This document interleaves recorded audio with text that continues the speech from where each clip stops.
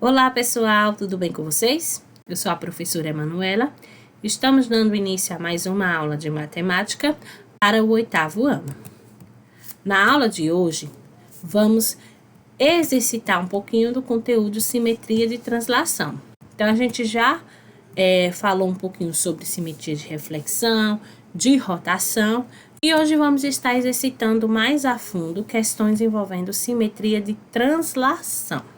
Certo? Se você não lembra dessas transformações ou ainda não viu essa aula, foi algumas aulas anteriores, então você pode estar procurando aqui no canal e estar assistindo, tá certo? Bom, começando aí.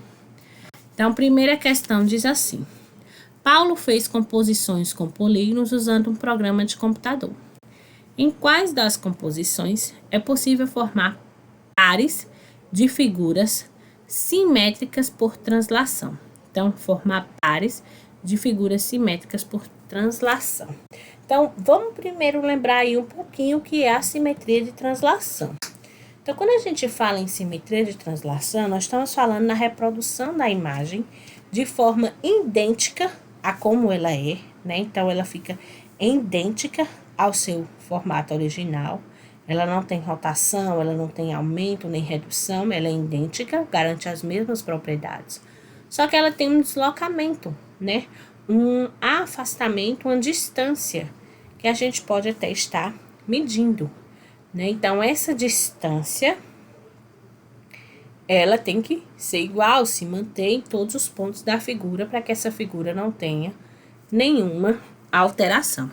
Então, se a gente olhar aqui para a questão, vamos considerar esse primeiro par, que é o par aqui em cima, o par original. E aí, a gente vai observar embaixo qual o par que está passando por uma simetria de translação. Então, aqui a gente percebe que não. Veja que as imagens, elas encontram-se em posições inversas, né? Se tivesse lado a lado, a gente diria até que era uma reflexão. Mas não se trata de uma translação. Na 3, também não.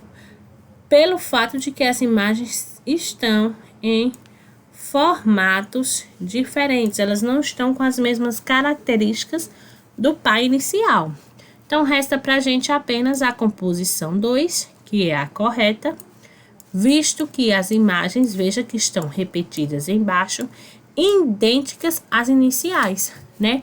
Com o mesmo tamanho, com a mesma posição e com as mesmas distâncias, certo?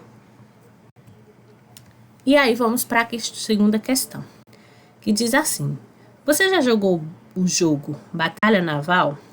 Neste jogo, 2 participantes, cada um, deve distribuir os navios sem que o outro veja em uma malha quadriculada, organizada em letras e números. Um participante diz a localização e o outro registra na malha e avisa se foi atingida parte do navio ou a água. No seu tabuleiro, Luiz representou a corveta 1 e depois fez 2 translações, obtendo a corveta 2 e 3 conforme representado, né? Então, inicialmente, perceba que é uma translação porque ele faz uma representação idêntica. Aqui a corveta 1, ele dá uma distância de 3 unidades abaixo e faz a corveta 2 idêntica. A corveta 3, ele dá uma distância de 2 lados aí para a direita e também faz uma representação idêntica. Então, é translação. E aí, se a gente for aplicar isso aí, como é que fica? Então, primeira coisa que se pede é: escreva a localização de cada parte da corveta 2. Então, a corveta 2 tá aqui, ó. Qual é a localização dela? Então, ela começa na B6. Ela tem uma peça na C6. E ela tem outra parte na D6. Ok? Letra B. Se o adversário de Luiz disser C3, o que ele vai atingir? Então, se ele disser C3, ele vai atingir a água. Veja que ele não vai atingir nenhuma das embarcações. E se ele disser D2? Aí a gente percebe que ele vai atingir a corveta 1, uma parte dela, né? A extremidade dela. Ok? Letra C.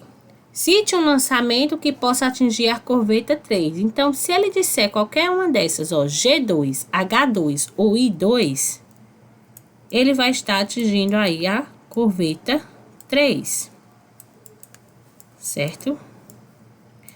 Explique como Luiz fez cada translação da corveta 1, indicando a distância, a direção e o sentido para obter as corvetas 2 e 3. Então, da 1 para 2, a gente já falou ali na tela anterior, nós temos uma distância de 3 unidades, 1, 2, 3, para baixo, né? Ou a gente pode considerar até 4 unidades, porque a gente considera esse ponto aqui da figura, ó. 1, 2, 3, 4, né? Então, 4 quadrinhos, né? Para baixo. Ok? E da figura 1 para a figura 3, nós temos aí, ó, considerando o pontinho inicial da figura, a gente conta a partir dele, tá? 1, 2, 3, 4, 5. Então, 5 quadrinhos para direita. Ok? Porque a gente conta o pontinho? A gente tem que considerar o ponto da figura e o ponto equivalente a ela na outra imagem. Então, esse ponto inicial e esse ponto inicial, qual é a distância deles? Então, é assim que a gente calcula esse deslocamento, certo? Bom, pessoal, por hoje é só e até a próxima.